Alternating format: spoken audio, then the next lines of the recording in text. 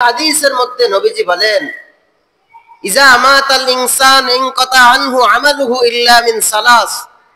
মানুষ যখন মারা যায় তার আমলের সকল দরজা বন্ধ হয়ে যায়।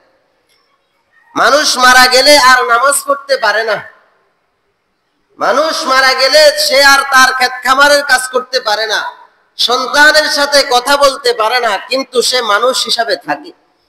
মারা গেছে, খাটের উপরে শোয়া আছে, প্রত্যেকদিন যে অবস্থায় শুয়ে থাকে ওই অবস্থায় শুয়ে আছে, হাত আছে, কান আছে, নাক আছে, চক্ষু আছে, মুখ আছে, কিন্তু আজকে আর প্রত্যেকদিন যেভাবে কথা বলতো ওইভাবে কথা বলতে পারে না।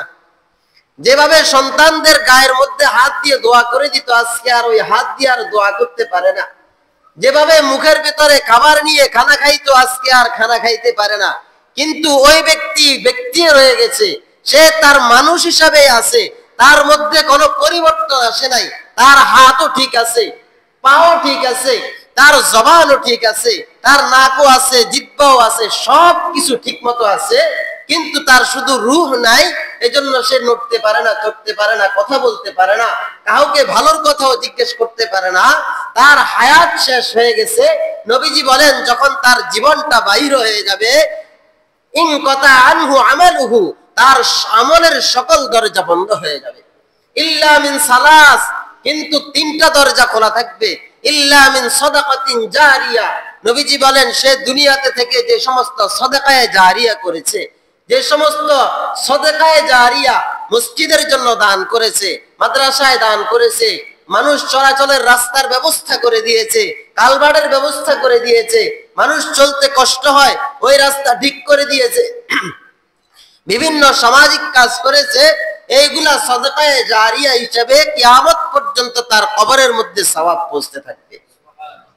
আও ইলমুন ইউনতাফাউ বিহি, অথবা এমন ইলম, এমন জ্ঞান অর্জন করেছে যেই জ্ঞান মানুষদেরকে উপকার দেয়, মানুষদের আখিরাতের ফায়দা পৌঁছায়। অথবা সে জ্ঞান অর্জন করেছে, মানুষদেরকে কোরআনের জ্ঞান শিক্ষা দিয়েছে।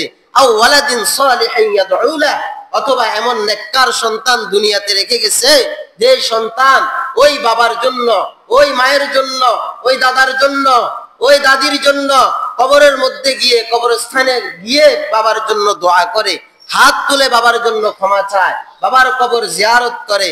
ওই নেককার সন্তান কাল কিয়ামতের ময়দানে তার কাজে আসবে। এবং যে ইলম অর্জন করার জন্য অন্যকে, নিজে ইলম অর্জন করতে পারে নাই, অন্যকে সহযোগিতা করেছে, কেউ কোরআনের ইলম শিখতেছে তাকে সহযোগিতা করেছে, তার কিতাবাদির ব্যবস্থা করে দিয়েছে, তার পড়াশোনার জন্য কোরআন শরীফের দরকার ছিল, ব্যবস্থা করে দিয়েছে, তার পড়াশোনার খরচ চালাইছে। এরকম যদি ইলমে নাফে, উপকারী ইলম অর্জন করার জন্য কেউ যদি সহযোগিতা করে, বলে ওইটা কিয়ামত পর্যন্ত তার আমলনামার মধ্যে, সে মারা যাওয়ার পরেও তার কবরের মধ্যে তার সওয়াব পৌঁছবে। অথবা নেককার সন্তান, যে নেককার সন্তান ওই বাবার জন্য, মায়ের জন্য দোয়া করে, এমন নেককার সন্তান রেখে গেছে।